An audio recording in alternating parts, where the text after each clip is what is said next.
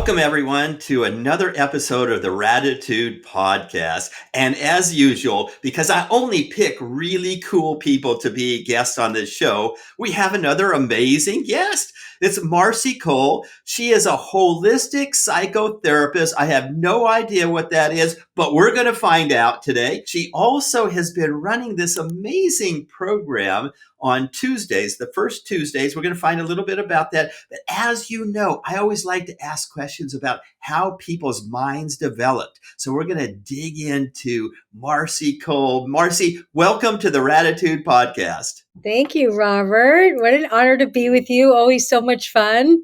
Where do you want to begin? What is a holistic psychotherapist? What does that mean? Well, that is a question I've been asked many times, of course.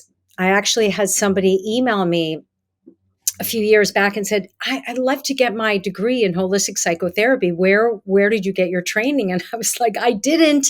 I made it up. I didn't make up the term holistic, obviously. I just called myself that because it's the lens I look through. So the way I see it is it's a holistic concept and model and treatment modality of how to kind of get in and look at who a human being is in terms of their physical health and their mental health and their emotional health, their spiritual health. I would also add home health and financial health and relationship health, right? So we are a conglomeration of so many different facets of who we are and so many different facets of life to manage. So that is a very quick description. And then, of course, there's more to it, obviously, if you want to go deeper. Well, Marcy, that sounds really very, very interesting, but I want to go back even further. Like, you're a little girl. I'm sure you were a cute little girl hopping around in Palm Beach, Florida. Did you always want to become a holistic psychotherapist or a therapist? Or when you were growing up, did you play with Barbie dolls? Like, how did it develop that you became a psychotherapist? Well, again, I think we're born, there's nature and nurture. And I think we all have a nature. We all have, we come in who we are, right? And so, of course, I didn't know that I wanted to be a therapist. That was an evolution that happened over many years. But I will say that when I look back and answer your question, there were signs way back in terms of who I was as a little person, in terms of I was a deep feeler. In fact, we found a recording, a cassette, everyone, cassette, that's what I said, 1967, of my family doing a recording. And I was the baby by many years, and I was about 5. And I had a sister who was, I think, 16, and a sister who was 18, and a brother that was in college. And on the recording, they're interviewing, my dad is interviewing all of us, and on the recording, one of my sisters was teasing the other sister. And she was, of course, joking around. But literally 5 minutes later, I come in and say, I'm upset. I'm upset when my sister Abby says mean things about my sister Sharon. She'll feel upset. And I listened to this. I was in my 20s or whatever when I found this recording, and I thought, wow. At 5, I was paying attention to what people were saying and how people were feeling. And of course, fast forward 11 and 12, my parents are having a disruption. I take my mom in one room and my dad in the other room. I talk to her, I talk to him, and then bring them together. And they're like, oh, thank you. Later on in my own counseling, of course, in my late 20s, the therapist said, do you know how inappropriate that was? But this is who we are. This is just who we are. That's an interesting story, Marcy, and I could see how that happened. So when you went off to college then, did you major in psychology? By that time, had you decided that was going to be what you do? No, it wasn't. I majored in communication studies, but my actually that was my minor. My major was in radio, TV, film. I was headed for broadcasting. I mean, it was not on my mind to become a therapist. But as life would have it, we have these experiences. I got into a program in Washington at the last minute. I decided not to because I'm like, I don't want to live in Peoria, Illinois, on the news. I don't even watch the news. What am I doing? And then I ended up in media sales, selling commercial time, television commercial time with top affiliate markets in the country. And I was being groomed for management, and I had this amazing career in my 20s. And as fate would have it, I had a roommate came in for like an interview, a potential roommate situation. I said, "Well, what are you up to?" And she said, "Well, I'm getting my master's in clinical social work." And I was like, "What's that?" Didn't even know what it was. I said, "You can get a 2-year degree?" And she said, "Yeah. I always thought you needed a doctorate." And I wasn't interested in going back to school at that time for all those years. And so, you have these moments in life, Robert, where you just know, like there's a moment where someone says something and you're like, I'm going to do that. And so I went to Yeah. my manager in television and I said, "Listen, I want to go to school on the side." And he's like, "Okay." He was incredibly supportive. I don't think that he ever thought I would quit, honestly. But then I went as far as I could with the coursework, and then it was time to do internships. And my family thought I was out of my mind. I mean, I went from making crazy money in my 20s to like nothing. But I was completely clear. So it's those moments where it's like the universe says, "Okay, she's ready. He's ready. Let's introduce this." And then I never look back. I mean, I had a few dreams about my expense account, missing my expense account. But besides that, I never look back, honestly, never look back. And yes, I did ended up going back for a doctorate, but that wasn't because you needed it. It was because I had a thirst for knowledge and to continue. And did you always have that thirst for knowledge? Like when you were a kid, were you that way? Yeah, I think so. I think I was pretty Yeah, I think I was pretty curious. Most children go through that why stage. I mean, you had two of your own. Do you remember when they were like 6 and 7 and 8 and everything is why? But I do feel like I was never somebody that could small talk very well. Like I just wasn't that kid. So I was always interested in laughing and learning and going deeper and connecting with people meaningfully. That was always there. Yeah. So if you think back on those times, like is there you talked about this roommate coming in just saying that I'm a clinical psychologist or she was studying that. Was that kind of the instance where things turned, or did something happen in your mind, that curiosity? Did you start like I'm really curious how your mind developed? Yeah, I'd call it instant knowing. And I remember thinking back then, there's 2 things that have come easily to me. One was people would sort of gravitate toward me for sharing, for talking, for advice when I was young. Like that was always something that happened naturally. And selling, I could sell anything. Why? If I was selling, if it was genuine, if I believed in it, if I was excited about it, it was easy. It was a relationship. The reason why I was successful in my television career wasn't because, of negotiating skills. It was because of relationships. It was because, I had these relationships with these buyers, and I think it engendered trust. So I remember thinking, well, I can do this easily, and it seems like I'm well suited for this. And when I thought of mental health and well-being, it felt like a more meaningful career. I remember thinking, I don't want to sell Crispix cereal time on NBC and whatever. That's not going to feed my soul. And so there was a recognition from the beginning that I want to contribute. That was one thing I will say. When you say about your questions are so interesting, Robert, because they're this general. How has your thought process been? Who are you? How did you develop into who you are? I do remember going way back, and I wish I remember what age, but I do remember having a conscious thought, I want to make a contribution.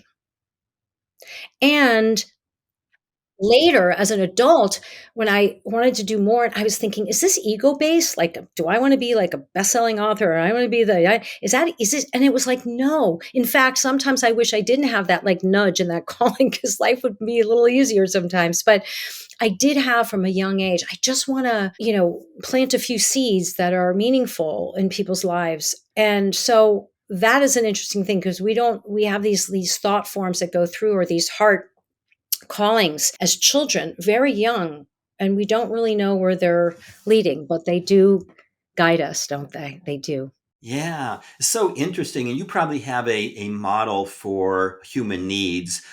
Because I'm in the Tony Robbins world, he talks about the 6 human needs.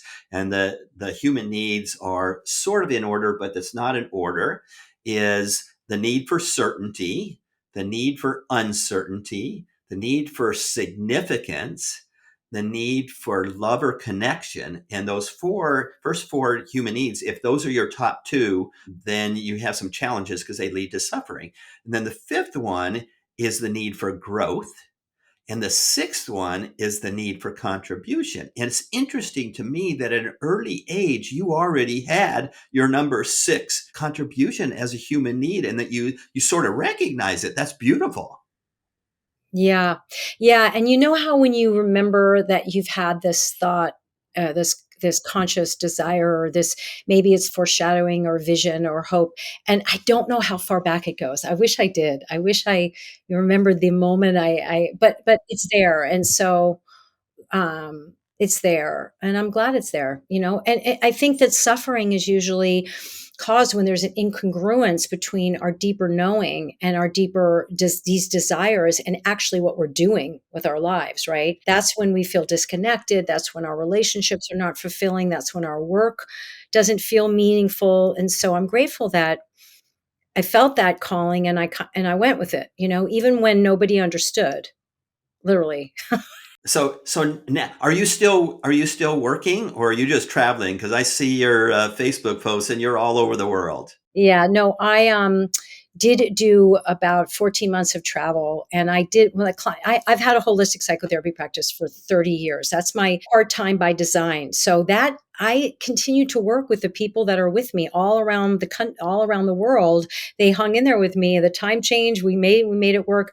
I had a wait list for 6 months, or I referred out, so I didn't take any new people all last spring in preparation for leaving the country. I didn't think that was fair with starting with new folks. But yeah, I just opened my practice again, and that's what I do about 2.5 days a week. And do you have a particular specialty? I do not have a specialty, I would say, Robert, by on purpose. I'm a little bit more of a hummingbird spirit. Like I've got my hands in different pots, and I never wanted to just study one thing in terms of human behavior, talk about one thing, deal with one thing. So I mean, I started my career working with what they call the chronically mentally ill, which, of course, I learned the fine line between sanity and unsanity. Insanity is very, very blurry, actually, sometimes. But right now, I don't work with like high risk clients that need a backup staff and a paid pager and all of that. I work with pretty high functioning folks, but there's a whole bunch of issues that come up with couples, with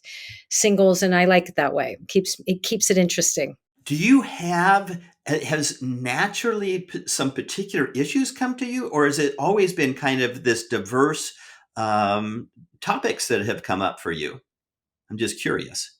So I would say it's been pretty diverse. However, Gandhi said, my life is my message. And what's interesting is that when I track my own personal experience, it was jiving with who I was attracting in my practice and what I was interested in. So, for example, I remember I did go back for a doctorate, and I remember wanting to do my dissertation in Chicago on one's level of spirituality and mental health. And they looked at me like I had 5 heads. Of course, in Los Angeles, they'd be like, "Yeah, next." Right? We know what that means, but back then, it was very unusual. So I said, "Okay, you know what? I'm not going to get the level of academic support I need on this project."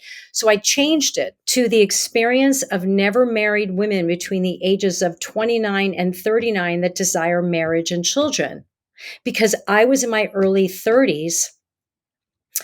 I was just coming out of a marriage, wanting kids, having that experience, like trying to figure that one out. And all these young women in their 30s were coming into my practice very anxious about not having met the one. And so that was a dissertation. Fast forward into my fertility window ending in my own life. and going through that sort of personal grief and realizing, oh my gosh, there's so many women going through very private pain around this, clients and friends and people in my world. And then I was looking online on, what's going on in the world with orphan and abandoned kids. And there was like 153 million orphans in the world. And I'm like, oh my God, so what that inspired me to launch a nonprofit that I ran for about 6 years that promoted the connection between people without kids by choice or circumstance and children in need. So that informed my focus then. And now, fast forward, mid 50s, I end a second marriage, find love again in a way I didn't anticipate. And then I started teaching courses for women in midlife of how to find love again or keep that hope alive. So the issues that I'm dealing with people run the gamut, right? But these are themes that have come up inspired by my own life, really. And then tell us about First Tuesday. How did that came about, and what is that? So again, see, First Tuesday, it's called First Tuesday Global. And this is another example of how things in our lives, when they're meant for us, we don't have it. And not only do we not have everything figured out, not even close, but we're not in control of most of anything that happens. Basically, Robert, I was in Chicago. I had my practice. I had a good life. I mean, I had my social life, but I just decided to bring women together in living rooms and just have a potluck dinner and talk about life. It wasn't anything professional. It was just fun. And then I had these cocktail hours for singles, the same thing. And my mother would say, can you take $5 at the door? And I was like, no, this is fun. This is not, I just, we talk about archetypes. And so one of my archetypes that's very strong is connector. So I just enjoy that personally. And it bleeds over professionally, of course, as well sometimes. But so First Tuesday started out in Chicago. And these were the days when the internet was just starting. So I was literally emailing. People would send messages. Does anyone have a plumber? And I would send it out to the whole group myself and we'd meet. And then I moved to Los Angeles and someone who knew about it said, hey, will you start one in Los Angeles? And honestly, my focus wasn't really that, but I was like, well, it's all right. I knew a few people. Someone said they would host in their house. And then we started in a living room in Encino. And then one thing led to another. And we started doing the monthly. And it was fun for me because I was meeting new women. And then it was really for financial reasons because LA was like 3 times as expensive as Chicago. And they didn't recognize my license initially. So my whole career was on hold. So I needed to figure out some stream of income. So I created it into like a membership thing. And then it literally, I can't take any credit for what happened because honestly, it was like the universe saying, okay, you've created a petri dish and now we're going to fill it up with incredible humans, very high visible thought leaders coming to you and asking you to be on a stage. And then now we're going to ask you to up level and rent space and all of that. So basically for 15 years in LA, I was producing events every month, once a month, renting space, having someone fabulous come and speak, creating a place where women could connect with each other and sometimes men were invited to. I think you've been to one. And Yep. then we had big ones called Epic Day that helped raise money for See Mama, my nonprofit, where it was a 10-hour day in Santa Monica with 300 people. So those were amazing. And then COVID happened. So that was the end of the 3-year Epic Day run. But that's how these things happen sometimes, so it's got a life force energy of its own now. It has for many, many years. Yeah, and I believe Marianne Williamson was one of your guests. Is that right? Oh yes, many times. Marianne was with us. I probably had 6 or 7 events just around her, and then Epic Day. She spoke one year. We had 3 of those big events, and so ever since COVID, it's been virtual. So now people from all over the world can join us, which is amazing. And Marianne was on actually about 6 months ago. Oh, no, June. She was our guest in June before I left for Europe. So yeah, I mean, that's what's a beautiful thing now. And now I don't need somebody live. I could be interviewing someone or someone could be speaking to us from across the world now because the virtual thing has its pros and cons. Obviously, there's nothing like 3-dimensional form connectivity, but the virtual world also opens up our universe to so much and so many amazing people from around the globe.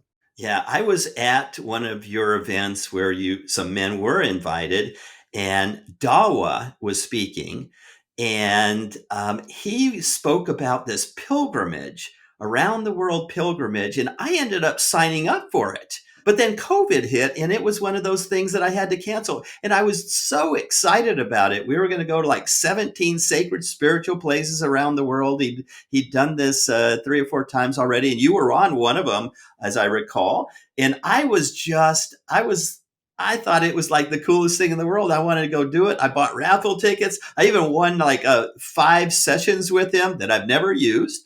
But it was a great experience for me. Well, first of all, Robert, I'm not surprised you said yes because you are just, I've never met anyone who has just grabbed life from all cylinders and just said yes, yes, yes to the things that you feel drawn to yourself. And so, actually, Dawa had that. It was called Awakening Pilgrimage one time.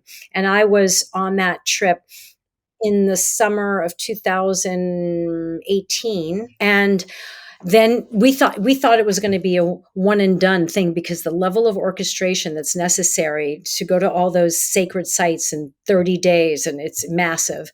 And then he announced it at my event that he was doing another, and you signed up for it. But let me say this: you should absolutely, I really hope you contact him and say, hey, Dow, 4 years ago, I've got these sessions with you. Oh my God, receive them.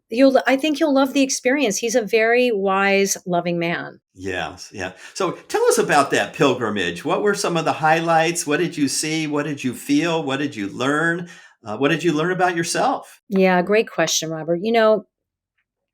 I Dow and I are part of this group called the Association for Transformational Leaders. And this, by the way, here's another knowing. We're online. It's like a 70s party or 60s party. I don't know. And he's in like an Elvis costume. I'm not even kidding. Dow was in an Elvis costume on a buffet line. And he's telling me about this idea he had for this pilgrimage. And I looked at him. I'm like, do it.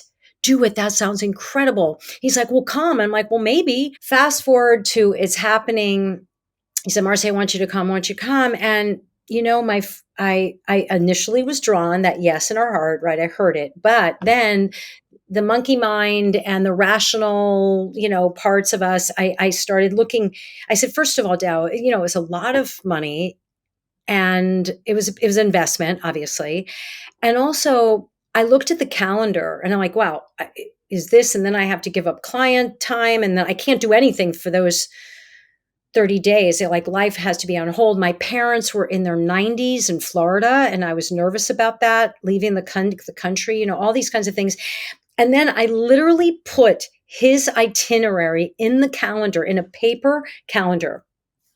And I looked at it and I called him. I'm like, Dow, I'm sorry, I can't go. I'm sorry, 10-hour bus rides into bed, 11-hour, the 3 days in a row, and bouncing around. I said, Dow, I like to go someplace and land for a week and just kind of catch my breath before. And he said, Marcy, in his wonderful accent, we're going to land wherever we are. And I was like, good answer. Good answer. And that was my first moment of saying, wow, okay, well, that might be that'll be interesting. Eventually I said yes. And I go with 22 people of all ages. And the truth is, what was so extraordinary is that there was a tremendous amount of moving around, like every 3 days or 4 days but we did it. And I practiced presence in a way I have never in my whole life, which is a very Buddhist, concept, which he taught Buddhist philosophy at every country, using the chakra as a metaphor. But yeah, I was very present. And on those 10 and 11-hour and 12-hour bus rides, we didn't care if we were tired, we were just incredibly present. And I was so proud of us, all of us, that we actually, went on this extraordinary journey, and we came out the other side and had some pretty exquisite experiences along the way. So for kind of recently, your 14 months where you were traveling in Europe and everywhere,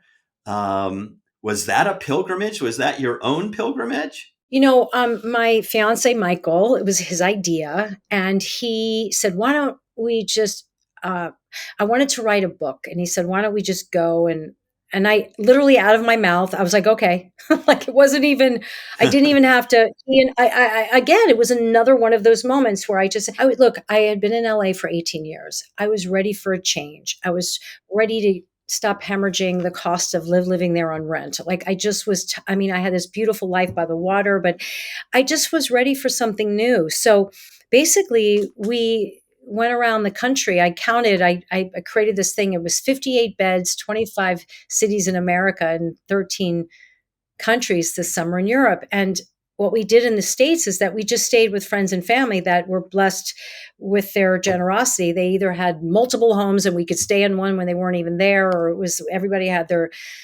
privacy. I did not write the book. I did not write one word because I don't know what I was thinking, honestly, when you're moving around like that. So I just surrendered month 3 into the fact that, okay, this is just going to be a month of travel. I'll continue to work with my people, but that I'm just going to be wherever I am, which was another opportunity to practice presence. It's like, oh, so now we're in Aspen. Okay, so now we're in, wherever we were. I'm like, where am I today? Okay, now I'm in Buxton, Maine. It's like, so it was really incredible. When I look back, it's just amazing. You put your mind to something, you can do it. You really can do it. You just have to have your heart into it. And Robert, you're all over the world. You're a massive traveler, now an expert at it, and now you're hosting others, and that's what we do. We experience it, and then we want to inspire others to experience it. Yeah, so you spent like 3 or 4 months. I remember trying to calculate how many days you could be there with your visa. How was that different in traveling in Europe versus traveling in the US for you? Oh, great question again. Well, as you know, it breeds perspective, doesn't it?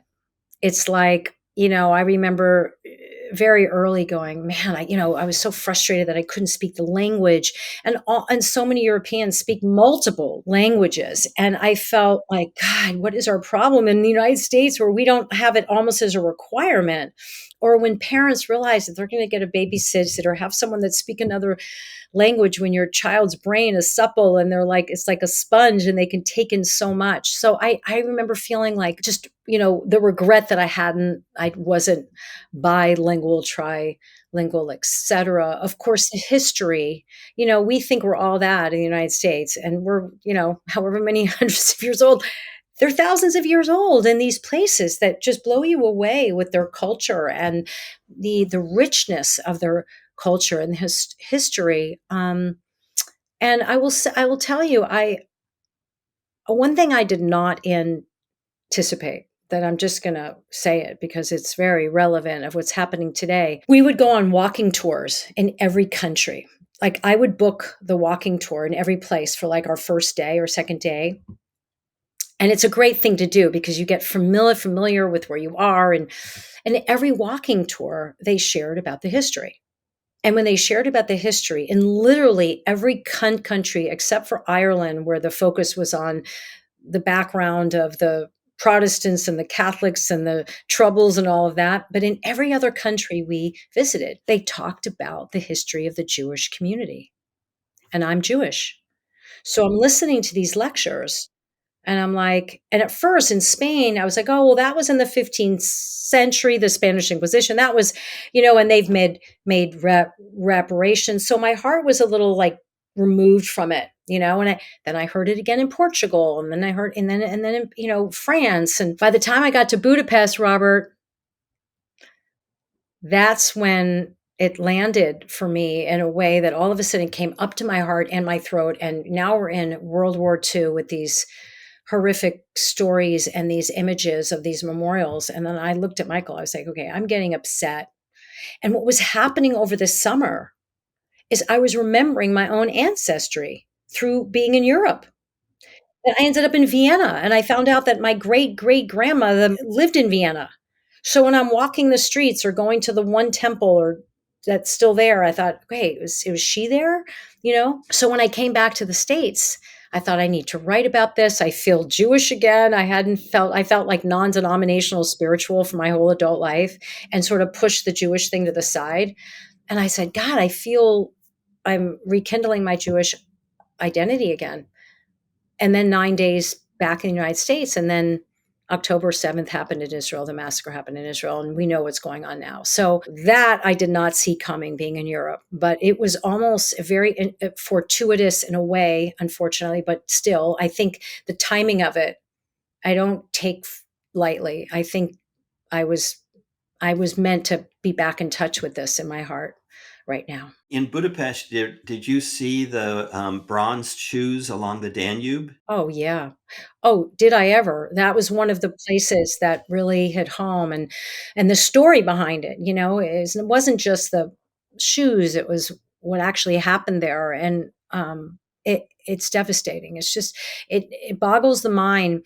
We have I know you're drawn to the light, Robert. It's who you are, as am I. And yet we do have our shadow. We have our stuff as humans, right? But then there's just dark, dark, dark forces that go on in the human psyche sometimes, in the human history, that is just impossible to get our mind around, how human beings sometimes are capable of doing that to others. It's Yeah, we have to figure out how to not put our head in the sand and realize that this has existed, it is existing, it will continue potentially to exist.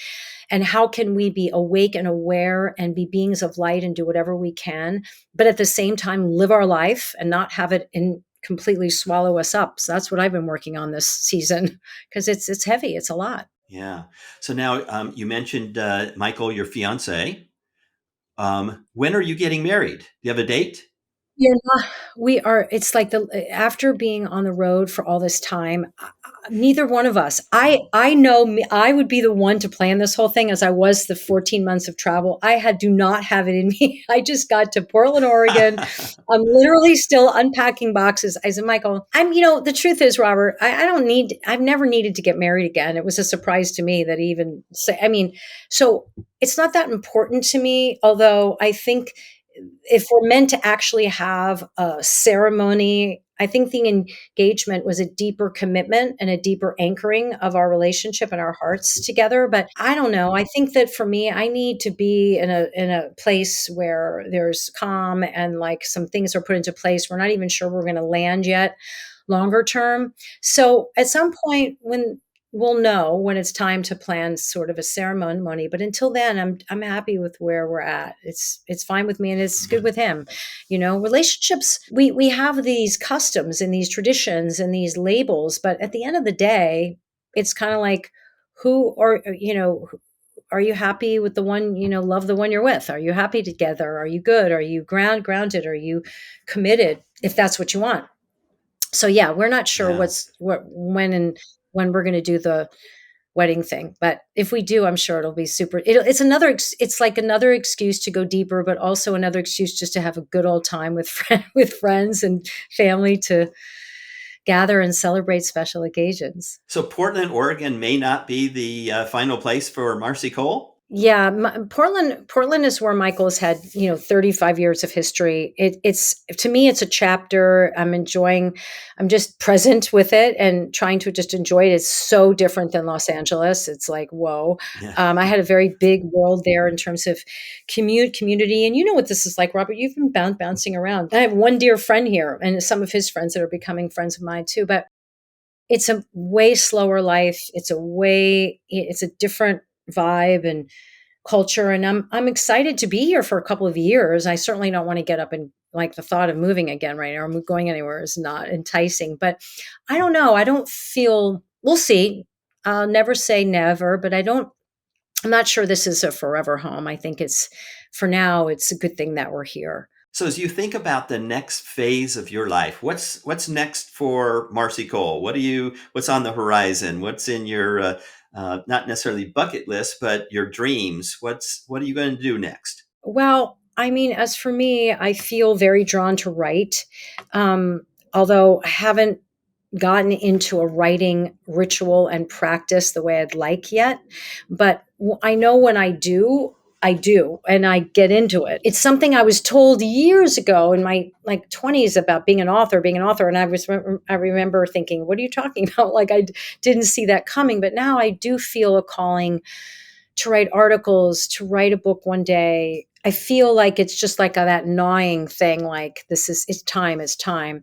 So, I've been at this school part time as well, doing social emotional learning curriculum for kids and also support for parents and faculty and staff. And I've done some professional development for them. And I really enjoyed professional development seminars. And I thought that would be really fun to go to different schools or even for small companies and do some talks around courageous conversations and communication. And so I feel like that could be a really fun, thing to launch at some point. We'll see.